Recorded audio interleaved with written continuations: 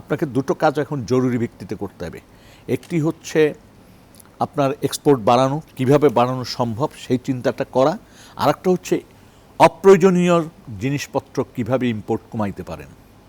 কারণ আপনি দেখেন তো আমরা এত কঠিন সময় পার করছি, রাস্তায় আমাদের জৌলুসের অভাব আছে। ঢাকা শহরে যদি আমরা ঘুরি, আমরা যদি বাসা ভাড়ার চিন্তা করি, যে একটা বাসা ঢাকা শহরে 15,000 টাকার নিচে তো মানুষ মানে বাসা ভাড়া পায় না। মোটামুটি বিদ্যুৎ, গ্যাস, পানি যেখানে একটু অ্যাভেলেবেল পাওয়া যায় না, তাও একটু দূরে যেয়ে। আসলে কয়টা মানুষ মানে ঢাকা শহরে 40,000 টাকা মাসে ইনকাম করে? আমরা তারপরে কীভাবে টিকে আছি? তারপর যদি গত 6 মাস ধরেন, কারখানা বন্ধ হয় সবসময় আমরা দেখেছি, কিন্তু বন্ধর মাত্রাটা কিন্তু এখন নতুন কিছু উপসর্গ যোগ হয়েছে। নতুন উপসর্গ বলতে এই যে লুটেরারা পালিয়ে গেছে, ব্যাংক ঋণের কারণে অনেক কারখানা বন্ধ হয়ে যাচ্ছে, এটা তো অতিরিক্ত শুরু হয়ে গেছে। পাশাপাশি এক ধরনের অস্থিরতা থাকুক এইরকম মন মানসিকতার গোষ্ঠীও কিন্তু আমাদের আছে। সব কিছু মিলে কিন্তু আমরা যে খুব, আবার দেখেন বিদেশি সাহায্য কোনো কোনো ক্ষেত্রে কমে যাচ্ছে, আমরা তো বুঝতে পারছি। তারপর আমরা যদি খেয়াল করি, আমাদের উৎপাদনেও কিছুটা ব্যাঘাত তৈরি হচ্ছে।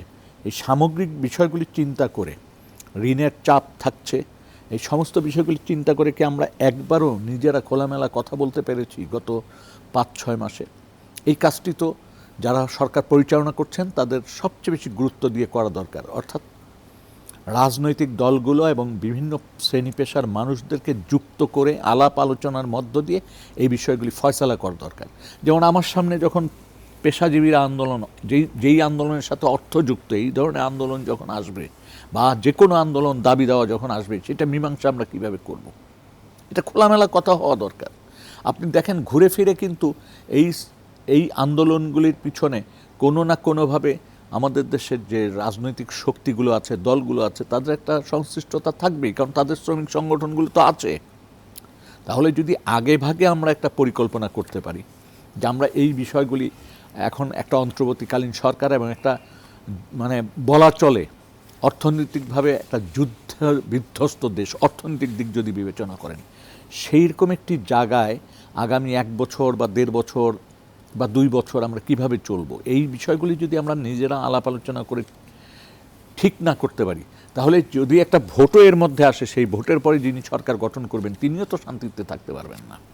আর একটা জিনিস দেখেন, আমরা 20 বছর আগে আমাদেরকে এত ভাবতে হয়নি, আজকে কিন্তু ভাবতে হচ্ছে যে আপনার প্রয়োজনীয় যে খাদ্য সামগ্রী, এটা কিন্তু মুষ্টিময় কয়েকটা ব্যবসায়ীর হাতে চলে যাচ্ছে।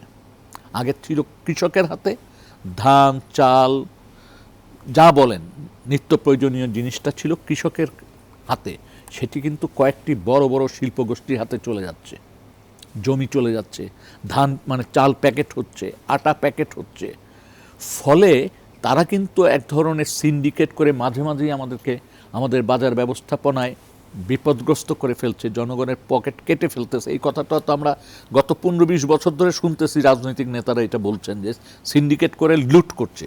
এটার বিকল্প রাষ্ট্র কি একবারও চিন্তা করছে যে বিকল্প ব্যবস্থাটা কী হতে পারে? দেখেন, ভারতে এখন পর্যন্ত আপনার ওই যে কি বলে রেশন কার্ড বন্ধ করেনি, কিন্তু এটা মানে চালু রেখেছে। আমরা কিন্তু কি করলাম, রেশন কার্ডটা বন্ধ করে দিলাম। আমরা মনে করলাম যে আমাদের মনে হয় এই সমস্যাটা কখনো ফেস করতে হবে না। কিন্তু আজকে মুষ্টিমেয় লোকের হাতে আমার খাদ্য মুষ্টিমেয় লোকের নিয়ন্ত্রণে চলে যাচ্ছে। ফলে রাষ্ট্র যদি এখানে আমাকে সাহায্য না করতে পারে, ন্যায্য মূল্যের ব্যবস্থাটা না করতে পারে, ন্যায্য মূল্যের সরবরাহটা যদি না করতে পারে, তাহলে নিম্ন মধ্যবিত্ত বলেন, গরিব মানুষ বলেন, যারা সংখ্যায় এত বেশি, তাদেরকে কিভাবে টিকিয়ে রাখবেন?